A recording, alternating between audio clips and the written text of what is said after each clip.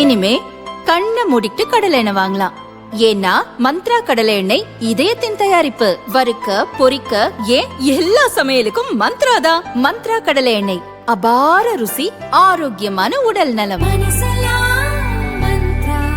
தமிழக வக்ஃப் வாரியத்துக்கு தலைவர் உட்பட 10 பேரை நியமனம் செய்து கடந்த நவம்பர் 28 தமிழக அரசு உத்தரவிட்டது.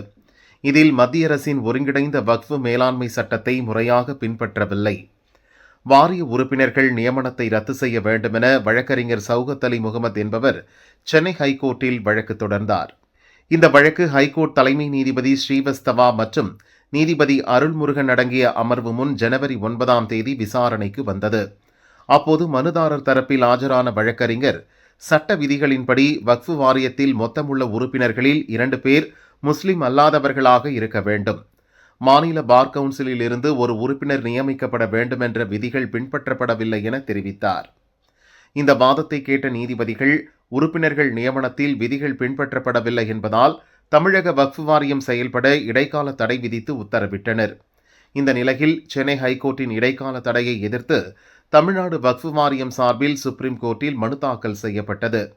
இந்த மனு சுப்ரீம் கோர்ட் தலைமை நீதிபதி சூரியகாந்த் மற்றும் நீதிபதிகள் ஜாய் மல்யா பாக்சி, விபுல் பஞ்சோலி ஆகியோர் முன் விசாரணைக்கு வந்தது. அப்போது தமிழ்நாடு வக்ஃப் வாரியத்தின் சார்பில் மூத்த வழக்கறிஞர் வில்சன் ஆஜரானார். வாரியத்திற்கு இதுவரை 8 உறுப்பினர்கள் நியமிக்கப்பட்டு விட்டதாகவும் 3 பேர் மட்டுமே நியமிக்கப்படவில்லை என தெரிவித்தார்.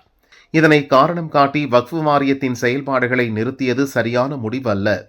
பார் கவுன்சிலுக்கு தேர்தல் நடைபெறுவதால் அதன் பிரதிநிதியை நியமிக்க முடியவில்லை என்றும் வில்சன் வாதிட்டார். இதை கேட்ட நீதிபதிகள் புதிய குழுவை நியமிப்பதற்கான பரிந்துரையை தாக்கல் செய்யுமாறு தமிழ்நாடு வக்ஃப் வாரியத்திற்கு உத்தரவிட்டனர்.